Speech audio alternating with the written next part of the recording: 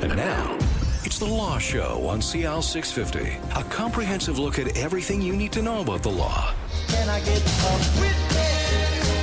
Can I get a witness? Can I get a witness? Hey, and welcome to the show on CL 650. It's The Law Show. I'm Zach Spencer, and we're joined by our two lawyers from MKS Law in downtown Vancouver, Rudy Kischer and Alex Stojicevic. They are immigration and citizenship lawyers, and I have one question to ask you.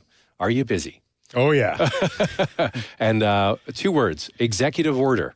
This is the Donald Trump, or President Trump now, signed just soon after he came into office, the executive order to ban people coming from several countries in the Middle East, and it's thrown sort of a cat amongst the pigeons. Would that be safe to say? I think so. I don't think anybody, I mean, he's trying to do what he said he was going to do, but I don't think anybody saw it coming this quickly or saw it coming this way. And it definitely caught everybody off guard, and including a lot of our clients, actually. So, Alex, why don't you run through what this executive order is and how quickly it was put together and now it's held up in court. So explain what they did, how it wasn't effective, and where we're kind of at now. Well, essentially what the ban has done is it's banned nationals from 7 specific countries. Some are Middle Eastern, others are African or North African, from entering the United States for 90 days, regardless of whether or not they've had visas issued to them. So this could be someone who has had a multiple entry visa already at the time that this order was issued in January.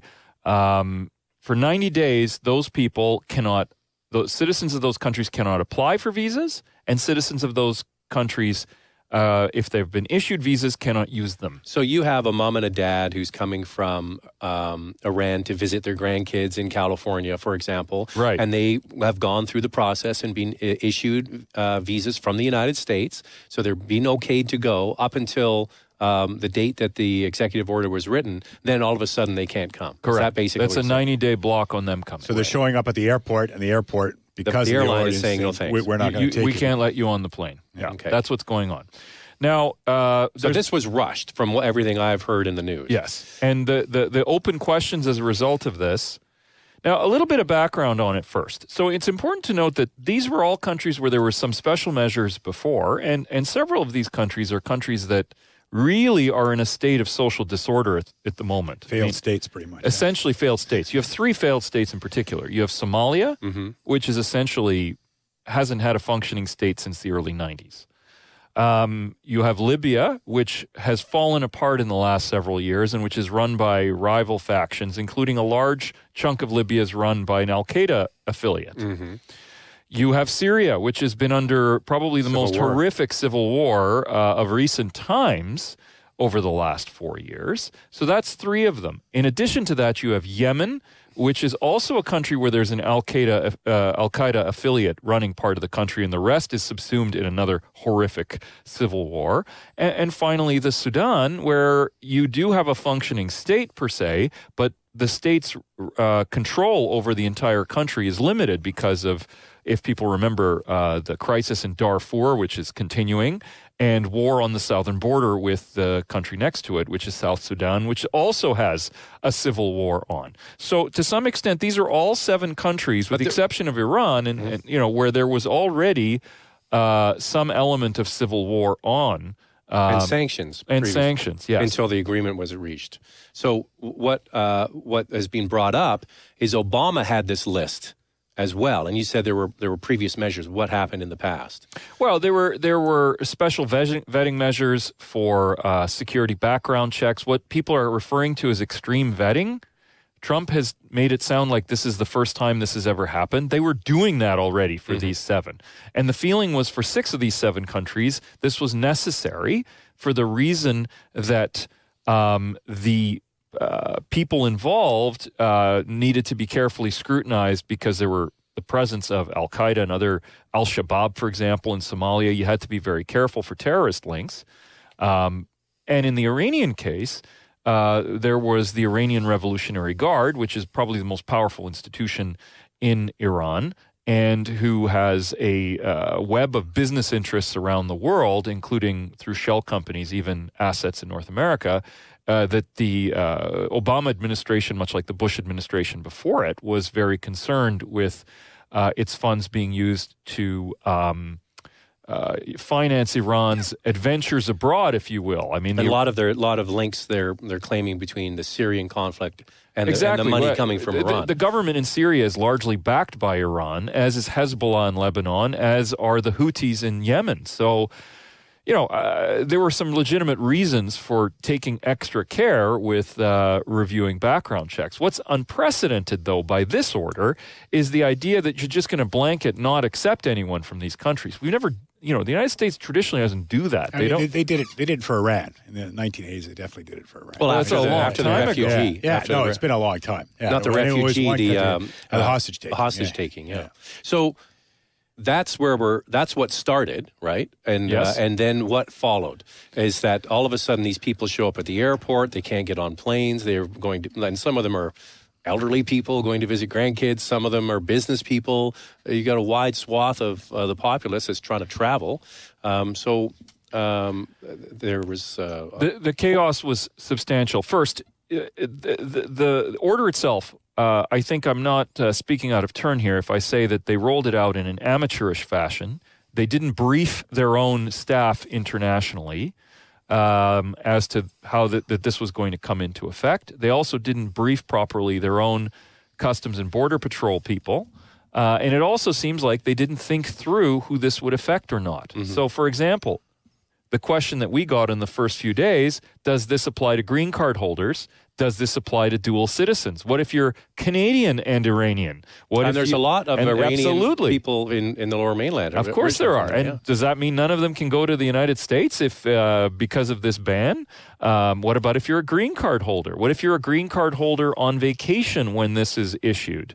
Are you allowed to come back? You have a right of entry, don't you? You're a green card holder. So none of these things were thought through. Rudy can maybe take you through some of the examples of people stuck at the airport the first few days after this happened. Well, I mean, I think some of the most horrific cases you heard about are refugees that have been that were coming to the United States that have been cleared. So these people have sat in limbo sometimes for years, separated from family members. I mean, the story out of Seattle was horrific, right? So basically, but it does take for refugees to be accepted into the United States. It's a multi-year process, and there's all kinds of background checks and vetting that goes on. I mean, because they take such a small number in comparison to Canada, for example. They take. I mean, I think that's actually incorrect. In terms of what they take overseas, they take a large number. They take actually the largest number, a small number of Syrians compared to what Canadians did. But in terms of overall, they take almost, I think last year's number was they were going to take something like 110,000 refugees. So it's a large program that they take, and they are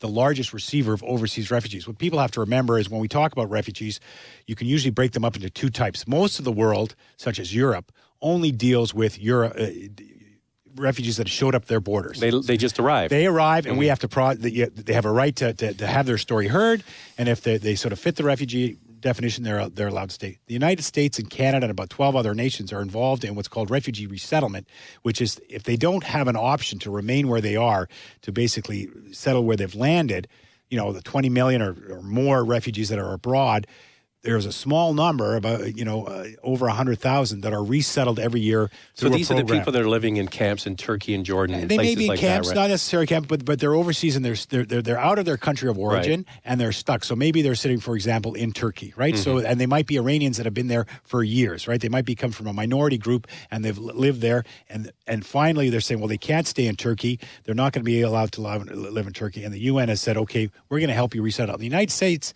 says every year we're going to take almost 100,000 of those, and basically, that's not very well promoted. It's not promoted at all. I think the United States gets a bad rap. Like now, they're saying, we're going to reduce that number to 50,000. The United States is still taking more resettled refugees than almost the entire program combined. Okay, right. So they actually do a lot of goodwill that way. Let's pick up the story of the family coming into Seattle, and then the judge that stepped in. Yeah. So basically, they weren't allowed to. So they arrive at the airport, and where were they from? Do you remember? I thought they were. If I recall correctly, I thought they were Iraqi, right? Yeah. So that they basically landed and they were not able to they're sitting on the other side of the border and they're told that they have to go home. And in one case, they were sent home, right? So these people are in flight. They've waited for, in some cases, years to be cleared. The United States has done all the checks. I mean, Trump's position is, we're doing this for national security. I mean, if the system was working that bad, I think the United States is in a lot of trouble. My guess is the system's been working pretty well, right? And these people they've put their names forward, they've been fingerprinted, all the data. So there's been no rush to get these people here, and all of a sudden they're turned away at the border. So horrific stories where people and then sent back and not knowing what's going to happen to them, right? I mean, you had one case where it was an Iraqi translator, a guy that had worked for the U.S. government in Iraq, right? So basically, very unpopular among some segments of the population in Iraq, the fact that he'd been working with the Americans, put his life at risk. And they'd finally said, okay, for your, for all the risk you've taken for us, we're going to resettle your family. He's on the plane and then told, no, they're going to send you back. You can't land. So was the executive order, what's the terminology, stayed by a judge? Is that what you would say? It was overturned. Overturned? And now they've applied to stay it, and the stay was denied, is my understanding, right? Well, no, I believe that the order has been stayed pending a review of its constitutionality as an injunction, and the stay of that stay has not been agreed to be heard by the Federal Court of Appeal in one circuit, although there are other appeals, I'm told, that are percolating in the system. So because there's one in Seattle, there's some in New York. Yes, exactly. Yeah. So, but the effect of the John Roberts order from much earlier this month was to essentially, I believe that's the judge's name, James Robert, which is a Seattle judge, was, and a Bush appointee, I should add, was to actually stop the enforcement of this order across the country. Well, I tell you what, we'll stop it right there and we'll pick it up by what possible scenarios could come to play around the executive order signed by President Trump banning people from 7 different countries. And we're talking with Rudy Kischer and Alex Stojicevic from MKS Law in downtown Vancouver. They're immigration and citizenship lawyers, the right people to ask. And we'll pick it up next on CL 650. There's more of the show still ahead. This is The Law Show on CL 650.